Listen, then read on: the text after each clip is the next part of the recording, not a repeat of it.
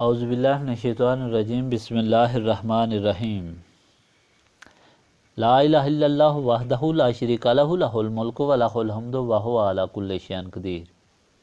اللہم صلی علی سیدنا محمد وعلی آلہ وصحابہ صلاۃ تکون لنا امان من کل خوف۔ بیان خطبہ مجلس کبریٰ عرس شریف نومبر 2001۔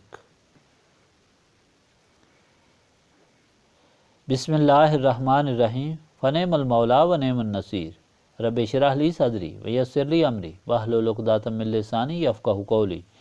اللہم صلی علی سیدنا محمد وعلی آل سیدنا محمد وعلی صحابہ وعلی ازواجہ اجمعین وبارک وسلم وصلی علیہ۔ الحمدللہ رب العالمین۔ اللہ تعالیٰ کا لاکھ لاکھ شکر ہے، مالک نے اپنی یاد کی توفیق اور موقع عطا فرمایا ہے۔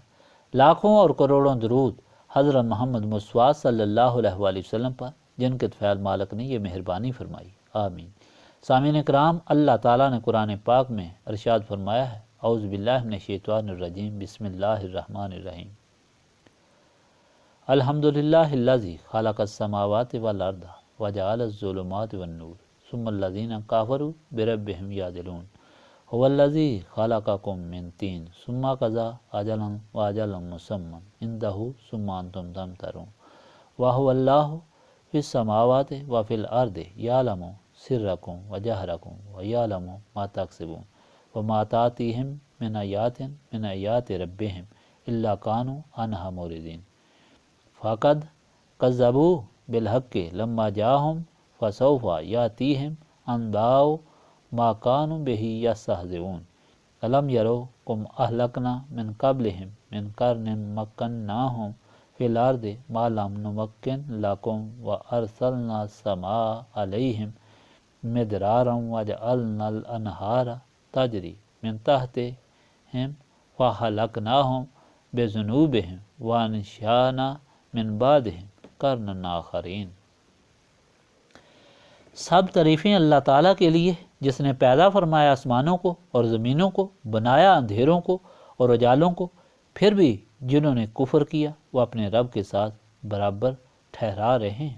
اللہ تعالیٰ وہ ہے جس نے پیدا کیا تمہیں مٹی سے، پھر مقرر کی ایک میعاد اور ایک میعاد مقرر ہے اللہ تعالیٰ کے نزدیک، پھر بھی تم شک کر رہے ہو، اور وہی اللہ تعالیٰ ہے آسمانوں میں اور زمین میں، وہ جانتا ہے تمہارے بھید بھی اور کھلی باتیں بھی، اور جانتا ہے جو تم کما رہے ہو، اور نہیں آتی ان کے پاس اپنے رب سے کوئی نشانی مگر ہو جاتے ہیں اسے منہ پھیرنے والے۔ بے شک جٹلایا انہوں نے حق کو جب وہ آیا ان کے پاس، لو اب آیا چاہتی ہیں ان کے پاس خبریں اس چیز کی جیسے وہ مذاق کرتے تھے۔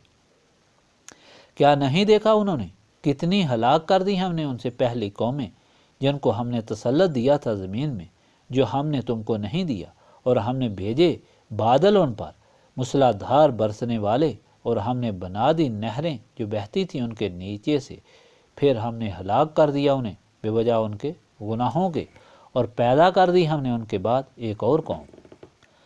آپ نے فرمان الہی سنا جس میں یوم حساب کا حال بیان کیا گیا ہے کہ کس طرح اللہ تعالیٰ کے رسول صلی اللہ علیہ وآلہ وسلم بھی فرائض کی ادائیگی کے متعلق اللہ تعالیٰ کے سامنے جواب دینے کے لیے حاضر ہوں گے، اور ان کی امتیں بھی اپنے اعمال کے حساب کے لیے ایسے خوفناک وقت جب ہر شخص اپنی اپنی فکر میں ہوگا، اللہ تعالیٰ جس سے کچھ چھپا نہیں ایک ایک سے جواب لے گا۔ پچھلے فرمان میں حضرت عیسیٰ علیہ السلام سے پوچھا جائے گا کہ آپ کے ماننے والے جو دعویٰ کرتے ہیں کہ ہم اللہ تعالیٰ کے بندے اور عیسیٰ کو ماننے والے ہیں، آپ کے متعلق کیا کہہ رہے تھے؟ کہ آپ اللہ کے بیٹے ہیں؟ آپ اور آپ کی والدہ بھی اللہ تعالیٰ کے ساتھ معبود ہیں؟ کیا یہی تعلیم آپ نے ان کو دی تھی؟ حضرت عیسیٰ علیہ السلام عرض کریں گے اپنے مالک کے سامنے، اے اللہ، یہ کیسے ہو سکتا تھا کہ آپ نے مجھے پیغام دیا اور میں اس کے برعکس لوگوں کو اور بتاؤں؟ مجھے آپ نے عزت بخشی، میری والدہ کو عزت بخشی، روح القدس سے ہماری مدد فرمائی، اور مخالفین کو عاجز کرنے کے لیے مخیر العقول اجاز اور سید المرسلین کا امتی بننے کا شرف عطا فرمایا۔ یہ سب کچھ دیکھنے سمجھنے کے باوجود میں یہ ظلم کس طرح کر سکتا تھا؟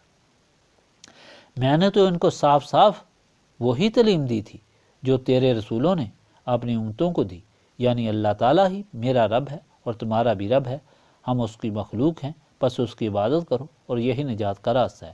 میرے رب تیری ذات علام الغیوب ہے، ہر چیز سے باخبر ہے۔ انہوں نے شیطان کے بہکانے پر ہر ظلم کیا اور اس سزا کے حقدار بنے۔ اب تیرے بندے ہیں، تیری مرضی پر ہے، انہیں معاف فرما یا انہیں عذاب دے، کسی کی کوئی مجال نہیں کہ کوئی اعتراض کرے سکے۔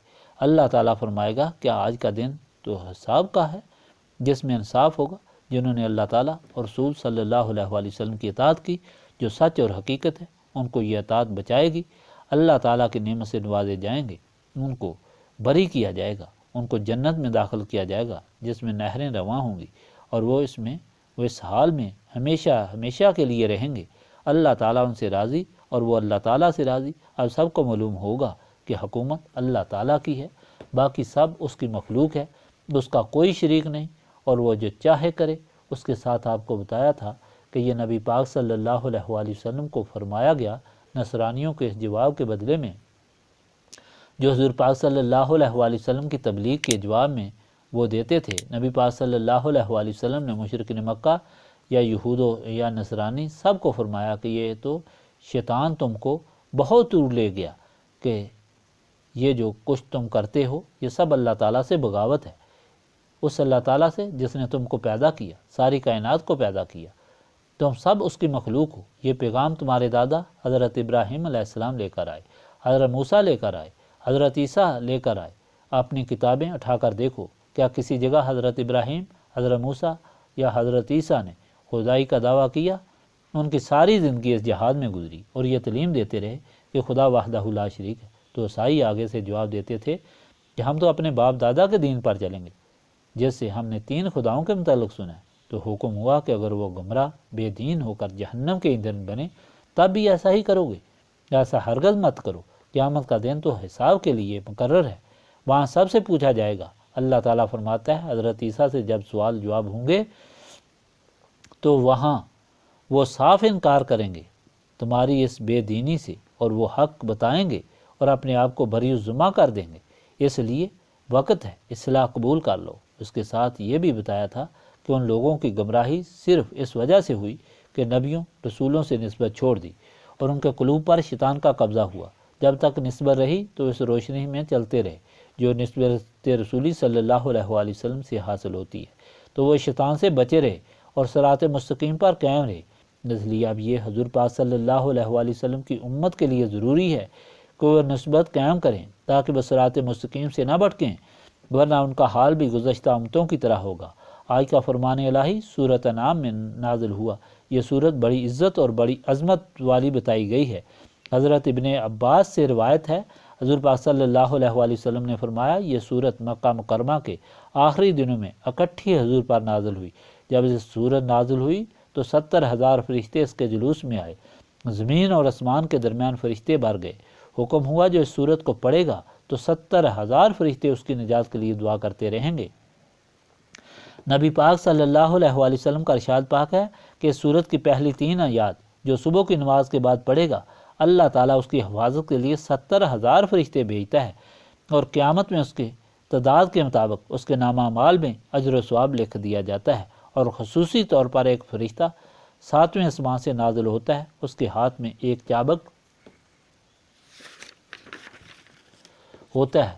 جب کوئی شیطان اس کے قریب آتا ہے تو وہ اسے مار بھگاتا ہے، پھر اس کے اور شیطان کے درمیان 70,000 پردے لٹکا دیتا ہے۔ جب قیامت کا دن ہوگا تو اللہ تعالیٰ اس بندے سے فرمائے گا، اے ابن آدم آج میرے سایہ رحمت تلے چلتا رہ، اور جو مرضی آئے پھل کھا، اور حوض کوثر سے پانی پی، اور سلسبیل کے پانی سے غسل کر، تو میرا بندہ ہے اور میں تیرا رب ہوں۔ آج تیرے لیے نہ حساب نہ عذاب۔ اب اس صورت کی عظمت اتنی زیادہ کیوں ہوئی؟ یہ خیال پیدا ہوتا ہے، اور جواب تحقیق کے بعد یہ ملتا ہے کہ اس میں اللہ تعالیٰ کی شان، اس کے احسان اور انسان کی حقیقت، اس کے اعمال کا حساب و سزا، ایمان اور آخرت کے لیے نجات کا راستہ بتایا گیا ہے۔ یہ وہ حقیقت ہے جو کائنات کی کھلی کتاب میں ہر ذی روح، باشعور اور عقل پڑھ سکتا ہے اور سمجھ سکتا ہے۔ اب لوگ کیا کائنات میں غور نہیں کرتے، نہیں دیکھتے؟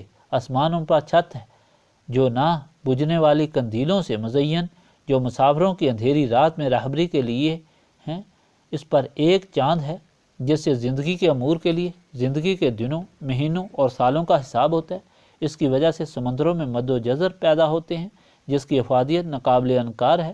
جو زمین کے لہلاتے کھیتوں میں سبزہ اگاتی ہے، اس کی بدولت ہے۔ اس پر سورج طلوع و غروب ہوتا ہے جو دن اور رات کا حساب کرتا ہے۔ گرمی سے ہر ذی روح کی زندگی ہے۔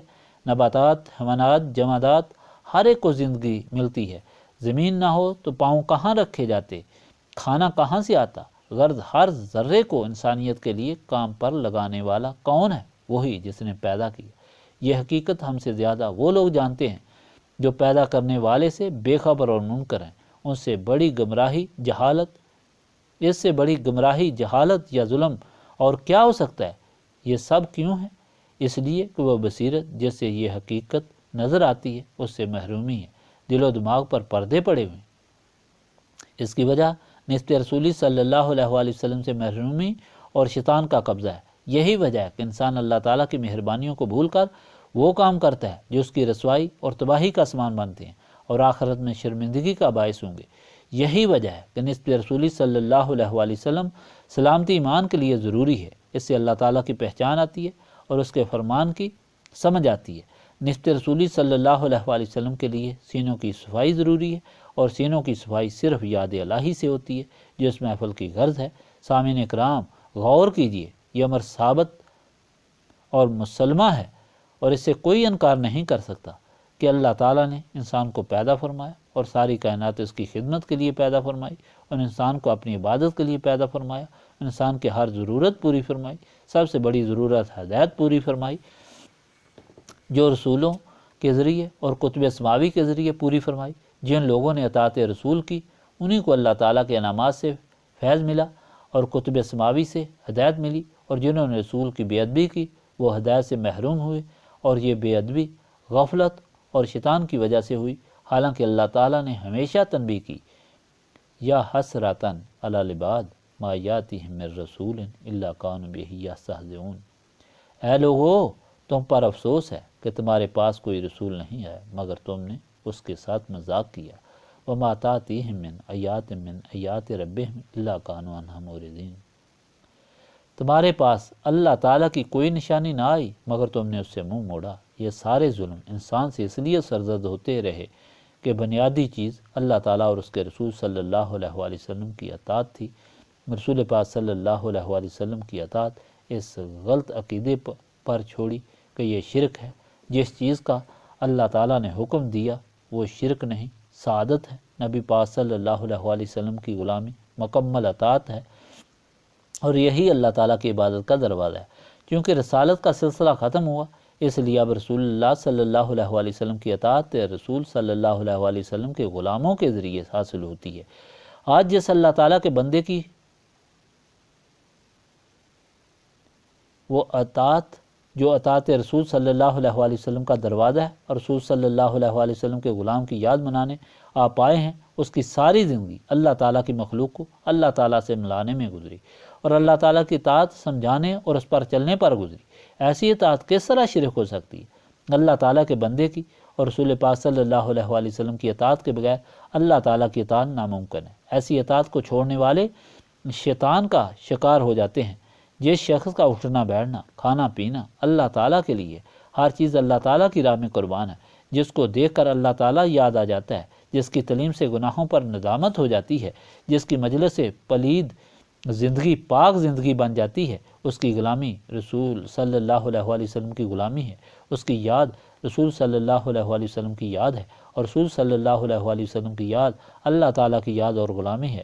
آج آپ اللہ تعالیٰ کے راستے میں شہید ہونے والے ایک ایسے ہی مجاہد کی یاد منانے آئے ہیں۔ غوث الامت حضرت خواجہ محمد قاسم رحمۃ اللہ علیہ نے 100 سالہ طویل زندگی اللہ تعالیٰ کی راہ میں جہاد اکبر میں گزاری اور اللہ تعالیٰ کی یاد میں اللہ تعالیٰ کی راہ میں موت حاصل کی۔ ایسے شخص کی یاد منانا عبادت ہے اور اللہ تعالیٰ کے حکم کے مطابق ہے۔ اللہ تعالیٰ کا حکم سنو۔ حضرت عیسیٰ نے اللہ تعالیٰ کے سامنے دعا کی، اللہم ربنا انزل علینا مائدۃ من السماء تکون لنا عیدا لاولنا وآخرنا وآیاتا منک۔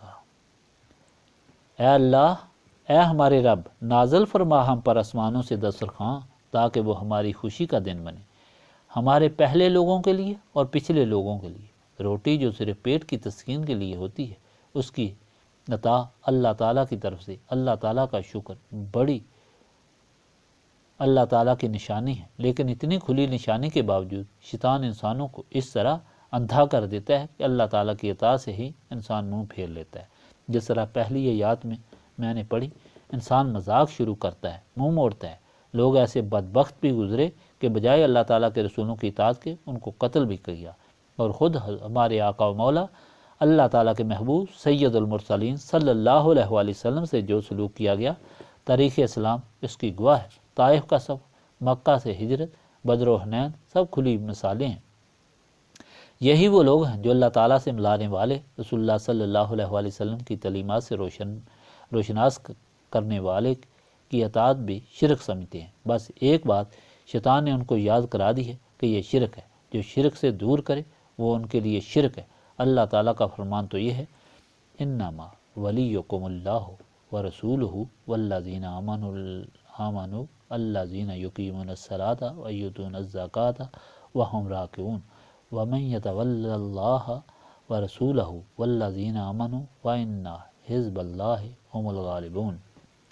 اللہ تعالیٰ کا فرمان ہے، اے مومنو، تمہارا مددگار اللہ تعالیٰ اور اس کا رسول صلی اللہ علیہ وآلہ وسلم اور اس کے بندے ہیں۔ وہ بندے اللہ تعالیٰ کے حکم کے مطابق زندگیاں گزارتے ہیں، دن رات عبادت میں گزارتے ہیں۔ جو اللہ تعالیٰ اور اس کے رسول صلی اللہ علیہ وآلہ وسلم اور اللہ تعالیٰ کے بندوں سے منہ موڑے گا تو یاد رکھو وہ اپنا نقصان کرے گا، اللہ تعالیٰ کا گروہ تو غالب رہے گا۔ اللہ تعالیٰ کا فرمان، واتبع سبیل من اناب الی، اس کی پیروی کرو جو میری طرف رجوع رکھتا ہے۔ اللہ تعالیٰ اپنے بندوں کی اطاعت کا حکم دیتا ہے، اور یہ شیطان کے پیروکار اللہ تعالیٰ کے بندوں کی تابع داری شرک سمجھتے ہیں۔ یہ محفل اللہ تعالیٰ کے بندے اور اللہ تعالیٰ کے رسول صلی اللہ علیہ وآلہ وسلم کے غلام کی یاد میں منائی جاتی ہے کہ اس بندے کا اللہ تعالیٰ کے بندوں پر یہ احسان عظیم ہے کہ اس نے اللہ تعالیٰ کی راہ دکھائی اور رسول پاک صلی اللہ علیہ وآلہ وسلم کی غلامی عطا کی، اور اس طرح لاکھوں انسانوں کو راہ راست پر چلایا۔